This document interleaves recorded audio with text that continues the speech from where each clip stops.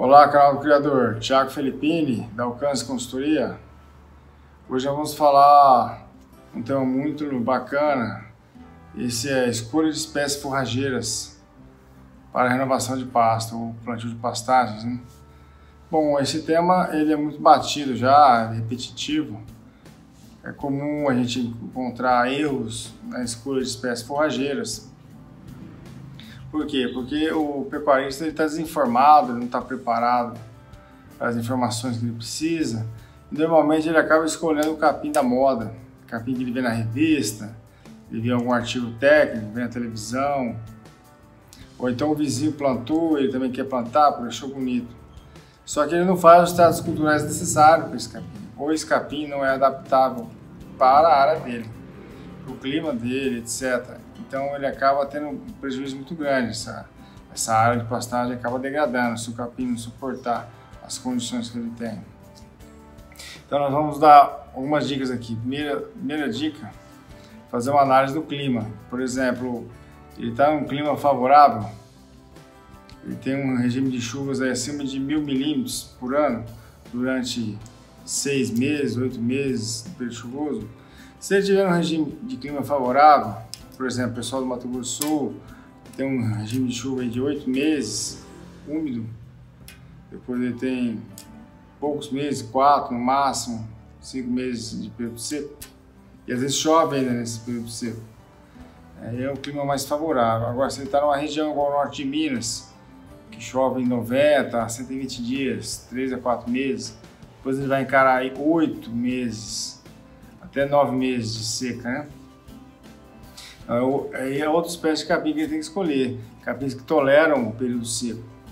Já quando está na região favorável, ele pode optar por um capim, vários tipos de capim, que a maioria não são selecionados para resistência seca. Então ele tem um leque maior para escolha. Agora, se ele está na região de clima seco, ele já não tem. O segundo fator que ele tem que ficar de olho é o relevo do terreno.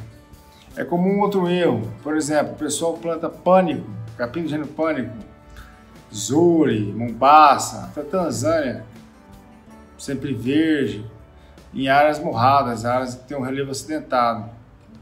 Isso é um erro fatal, é um crime na verdade. Por que o crime? Porque se tiver uma chuva torrencial e essa pastagem tiver sido recentemente pastejada, o capim tostriado não cobre rapidamente o solo, principalmente se ele não é adubado, se ele é uma área extensiva. E se tiver uma chuva forte, o solo vai estar descoberto, desprotegido pelas folhas. E ele vai acabar tendo erosões nessa área que ele plantar o pânico. Então nós recomendamos usar sempre capins, sejam decumbentes, a maioria deles da espécie braquiária que a gente indica, mas tem outros também, pode ser plantado. Interessante estar observando essa questão do relevo. Se o relevo é plano, ou então ele tem ondulações, tem desnível, mas possui terraços, aí ele pode escolher capim do gênero pânico sem problema, capim de toceira, vamos dizer assim. O terceiro fator que ele tem que estar de olho, depois de analisar o clima, o relevo, ele vai analisar a fertilidade do solo. Bom, por que a fertilidade do solo? Tem que saber se ele vai adubar. Ele vai adubar essa pastagem no plantio.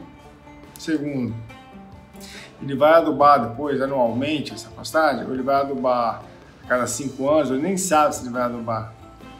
Ou melhor, ele não vai adubar nem no plantio, nem depois do plantio. Ele quer que o capim produza sem gastar quase nada, o mínimo possível. Bom, nesse caso, ele tem que trabalhar com espécies forrageiras que sejam resistentes a solos com baixa fertilidade natural. Ok? Espécies que já foram melhoradas, até lançadas pela Embrapa, por exemplo, Mandropon guaianos, capim que tolera baixa fertilidade, Braquiária midícola, Dictioneura, são espécies de capim que toleram a baixa fertilidade.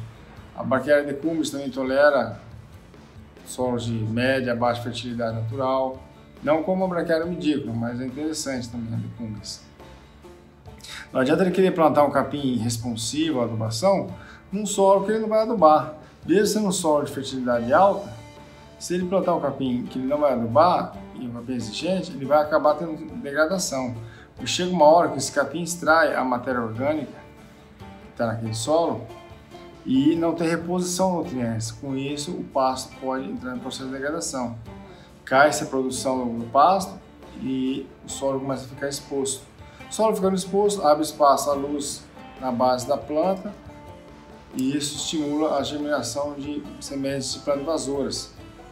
E vai ter um estágio de degradação inicial aí.